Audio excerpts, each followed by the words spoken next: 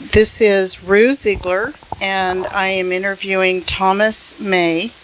This is November 12th, 2008, and this is tape number 1 of the oral history series on Tom May for the Jack Davies Napa Valley Agricultural Land Preservation Fund. So, Tom, may I call you Tom? Please. If I could ask you a few questions about your early life before you came to the Napa Valley. Where were you born? I was born near Wilmington, Delaware, and lived there until I was boarding school age, and I came to boarding school in Southern California, Thatcher School in Ojai. Went east to college, Williams College, and then by accident wandered back here to California because I flunked the draft when I got out of college. It was at the end of the Korean mess, and I was draft bait, not going on to graduate school, but I went from 1A to 4F in 4 years, so I didn't know what to do with myself, not having figured I was going to go to the service. And I fell back into teaching at my alma mater, the Thatcher School, for 5 years. Oh, really? But by that time, I had become interested in California wines and had visited this area a little bit. And when I decided that I'd had enough teaching in where I was, and for political reasons locally, I wanted to get out of the area, so I was looking for another job and found a wife instead. And now, didn't you live in Santa Barbara for a time? I lived in Santa Barbara briefly, but Martha, her family are from Santa Barbara County, so that figures big, should we say. And although she was living in San Francisco at the time, working in San Francisco. How did you meet? On a fill-in van for the party. She was having a little dinner party, and one of the gents had the flu, and another one of the gents was called to find out who else might be interested, and he called me, and I said, "Have fork, we'll travel." So I came to the dinner party. And this was in San Francisco then? No, this was in Santa Barbara. She was with her family at Christmas time. It was just before Christmas in 1962. And so it was a very pleasant evening. But there was, as you say, my contact was a fellow Thatcher contemporary who'd just gotten out of the Navy, and he was dating one of Martha's cousins. And so I kind of fell into that situation. Martha invited me to join her cousin and boyfriend with me and Martha. So that's how we kind of got acquainted in the first few months. Now, after you were married, were you living in Santa Barbara? In Carpinteria, yes. In Carpinteria, right after your marriage? Yes. And then, not long after, you came to the Napa Valley. Yes, in less than a year, because we decided that since I couldn't find the kind of a job I was looking for in within 100 miles of where we were there, that where were we going to go, what we're going to do, and we both agreed that 9 to 5 was not a very good way to go. And when she was young, she lived on an avocado and lemon operation in Goleta, which is just outside of Santa Barbara. She lost her parents when she was 13, and hence moved in with an aunt and uncle at the northern part of Santa Barbara County, who ran a cattle operation. And so in her teenage years, she was a cowgirl. And I might gleefully say that she, at the age of 15, knew how to drive a hay truck and double clutch. Wow. So don't mess with Martha. But we figured rural was it. Agriculture was probably it. I didn't want anything to do with cattle, and we eliminated animals in general, and so that put us. We looked for lemons in Santa Barbara, but all the area there that was good was being sopped up so fast in development. We didn't think we had more than about 5 years before problems were going to develop, and so we're looking afield. A friend of Martha's, with whom she had been living in San Francisco, said, "Well, I understand Tom is interested in wines. Why don't you go to Napa County and see if you're interested in growing grapes?" So we came, we looked, we bought, and we came here to this location to inquire about another piece of property that was for sale. That was for sale, and this place had none of the desired elements that we were asking for. Twig Terwilliger was our real estate man. An improbable name. Improbable name, but boy, you remember it. His calling card was an upside-down Prince Albert can on the gate post or the fence post near your house. We asked him about this property, and he says for sale, but it doesn't meet your standards, which we had to agree. But Martha's intuition was right. It was such a nice piece. It was cold. It was almost sleeting in March. You couldn't see off the top of the hill. This little frame house here is where we came. It was cozy and warm, big fire going in the fireplace. And that driveway that you come up was what sold us on the place. So it didn't have a house of the standard we wanted. There was a new vineyard, only 12 acres. We were looking for 40 acres. No production. Because it was too young. Yeah, it was too young. And so... it had been planted by Bill and Barney Rhodes? That piece that we looked at here, yes, was Bill and Barney's. They had a 2-year-old vineyard. And that was all Cab? It was Cabernet. Cabernet Sauvignon? It was the first Cabernet in Napa County planted on AXR1 rootstock. Oh. And we didn't realize that all the county was watching that vineyard to see whether or not the rootstock was going to be as wonderful as it was supposed to be. Uh-huh. So, needless to say, we didn't realize all eyes were on us because of what was going to come out of it. But the Rhodes were more than generous in introducing us to their friends. And they famously left you the 2 bottles of Heights. It was champagne, actually. Oh, it was champagne? That Hans Cornell made. Oh, I thought it was Heights. Well, but they had Heights label on it. It was a cuvee made for... I have a feeling it was hardly a cuvee. I think it was just another label, but let's not worry about the details. Well, I want to back up a little bit. We forgot to say what the year of your birth was. 5/30/33. 33. And I wanted to ask you, when you were growing up or in boarding school, either one, what had you thought you'd wanted to do when you finished your studies? I didn't have any thought one way or another. I was too vapid for that. I didn't want to be a fireman or a pilot or anything. I just moseying along, I guess. But you weren't thinking about getting into agriculture? No. Yeah, so a very steep learning curve, thank you. And what were you doing now before you married Martha? I was teaching. Oh, that's right. You were teaching at Thatcher. Thatcher. But then I had moved to Santa Barbara, so I was technically in the city of Santa Barbara when I met her, having stopped teaching the previous spring. So and what were you teaching at Thatcher? Biology and geology. Ah, so you have I was the head of both departments. Oh, really? Being a one-man department, you understand. So you have a scientific mind. Sort of, yeah. Not too scientific, but it tends to be that direction. I majored in geology in college, so that was...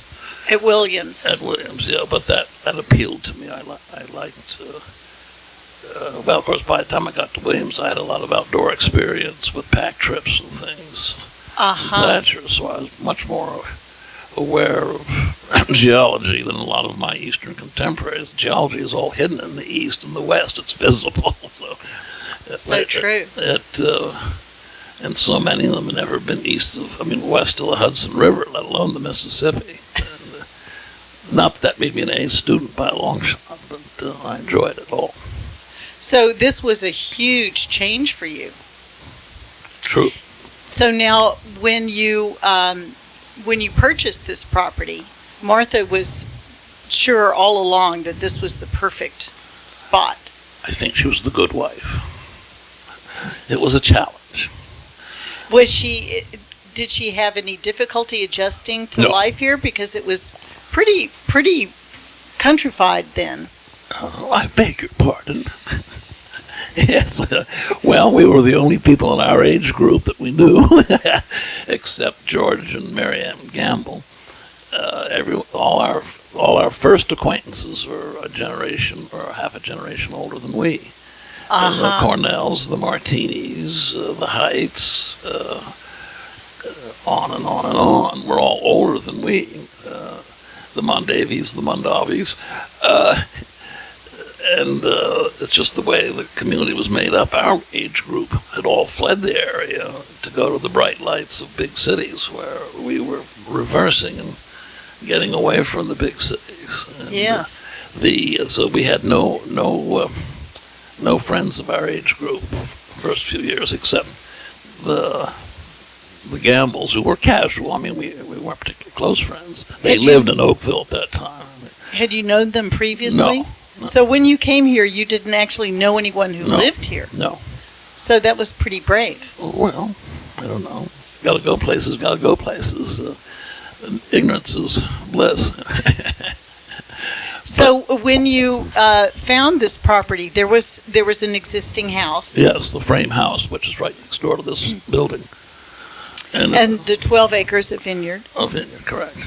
And in anything else? Well, there's what we call the back 40. There's about 25 acres out back that is partly a meadow and some woodland, and not particularly suitable for farming, but that appealed to us too, that it wasn't so rigidly squared off into a field and a house. We like the kind of the wildness of nature, and that appealed. So. And were you living full-time here? Yeah, absolutely. At that point? We haven't moved an inch in 46 years. Well, I take it back, about 50 feet from the old house to the new house. Oh, so you built the new house? Yes. And when was that? Was that soon afterward? We moved in 1968, so it's been 5 years in the other house. So it was 63 when you purchased the property from Twig Terwilliger. Well, through his office, yeah. Well, I take it back. He was only, I had to cut the commission with the other real estate office. It was Sullivan's office, I think, on sale, for sale. And, of course, it turned out that when we decided to buy it, we didn't know that the asking price was not the buying price, so we paid full freight for the whole thing. Oh. And people, of course, when they found out, said, "Oh, you paid much too much for it." So, okay, first lesson learned, but we can laugh now. Doesn't make any difference now. Right. We were just a little ahead of the curve. So the total acreage for the property when you purchased it was 40 acres. 40 acres. And you had the 12-acre vineyard that the Rhodes had planted. And now, how did you make the connection with Joe Heights? Well, with the famous bottles. With the famous bottles. And then going to their place which is on the highway there south of Martini, and buying more wine. We figured there was a good place to start finding out what wines were like. So we bought some of their other assorted wines, and I remember, of course, the famous Green Lino, which he's still peddling. But he also had, I think he bought it from Louis Martini, a sherry, which we liked very much. And it was a good resource for, I'm not trying to think of the name we used for it, but 1/3 fizz water, 1/3 lemonade concentrate, 1/3 sherry. A summer drink, and you can get plastered on it very fast if you're not careful. So did you meet Joe Heitz right away? Oh, yes. You did? Joe and Alice, yeah. And did you talk to him right away about your No. seeking a home for your grapes? No, we didn't even know about homes for grapes. Here we were. And it was a young vineyard, so we didn't have to worry about that. I mean, we thought we'd learn, so which we did. Well, I think it's interesting that you talked about already noticing the urbanization in the Santa Barbara area. So you must have been very pleased with how rural this area was. Yes, I think that's true. Yeah, because even though metropolitan Santa Barbara was very slow and kept fighting off urbanization, we were very conscious of it, and we just didn't want to get caught up in that. And having seen other areas in the state, how quickly things had moved, and just our short exposures.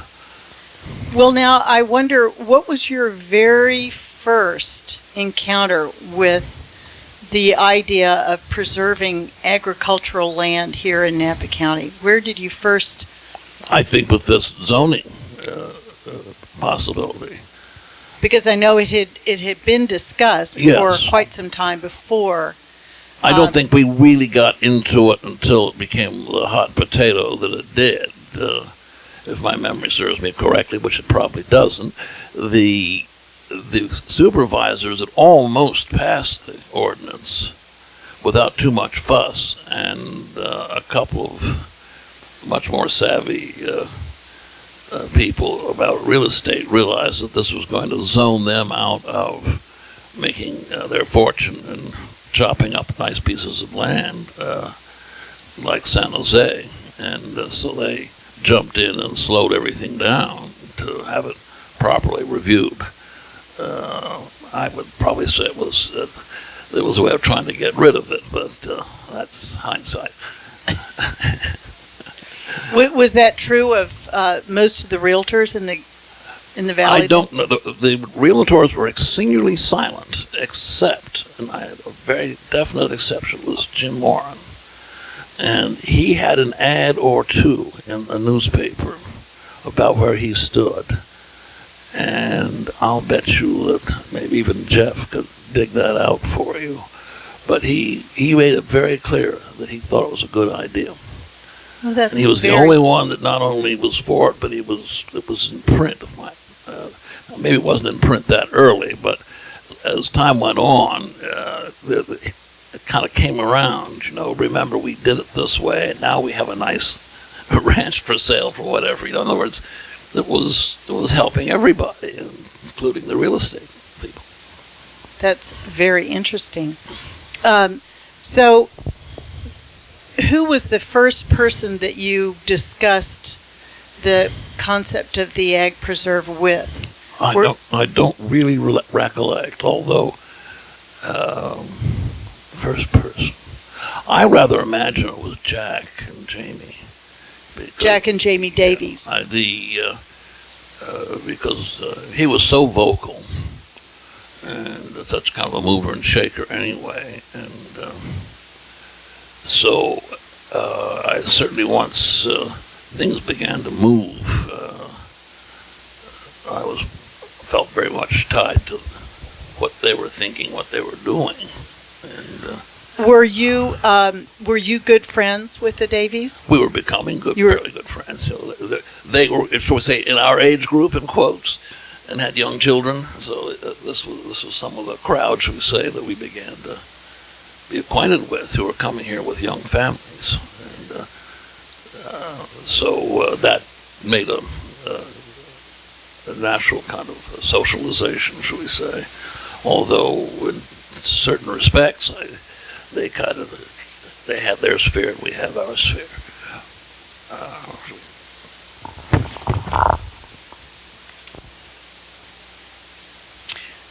So we're back, and Tom, I wanted to ask you a little bit about your experiences in 1968. Now, you knew, of course, that something was going to be coming down the road in terms of the Board of Supervisors ordinance to protect ag land. When the PR began to be more obvious in the newspaper and discussions around that this was a proposition which looked very interesting to us in terms of trying to work fairly with, as you say, the old timers and their land and the new timers and their concepts of what to do with the land.